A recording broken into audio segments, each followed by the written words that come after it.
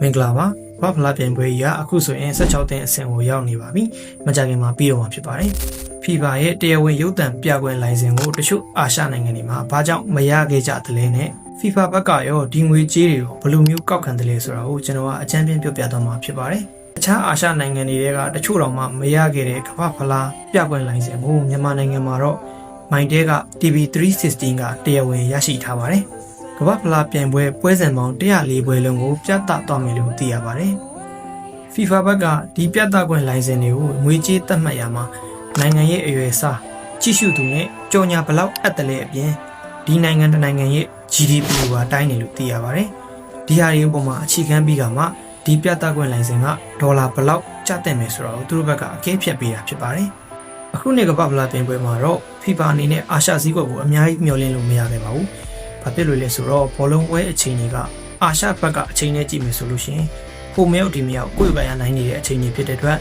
ကြည့်ရှုသူနှုံသားကအများကြီးထိုးကြသွားပါတယ်။အဲ့ဒီနောက်မှာကြော်ညာရနိုင်ခြေနဲ့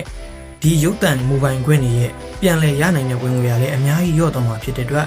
ဒီမိုဘိုင်ခွင့်ကိုတချို့နိုင်ငံတွေကလုံးဝလိုက်မမီတော့ပါဘူး။အဲ့ဒီအတွက်တချို့ကအဲ့ဒီလိုင်စင်ကိုတရားဝင်မယူကြတော့တာပဲဖြစ်ပါတယ်။ဒီထဲကဥပမာတစ်ခုအနေနဲ့ကတော့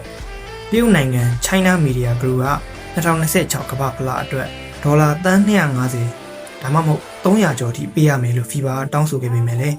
နောက်ဆုံးမှာတော့တန်း60နဲ့ပဲသဘောတူညီခဲ့ရတယ်လို့သိရပါတယ်။ဒါကခုနကပြောခဲ့သလိုအချိန်စရာမကိုက်ညီမှုတွေနဲ့တခြားလိုအပ်ချက်တွေကြောင့် FIFA ဘက်ကနေပြီးတော့အလျှော့ပေးခဲ့ရတာပါ။မြန်မာနိုင်ငံရဲ့ဘောလုံးပွဲကြီးစုသူကတခြားအိန္ဒိယတို့တရုတ်တို့လိုအများကြီးရှိမှာမဟုတ်တဲ့အတွက်မြန်မာနိုင်ငံရဲ့မိုဘိုင်ခွင့်လိုင်စင်ကတော့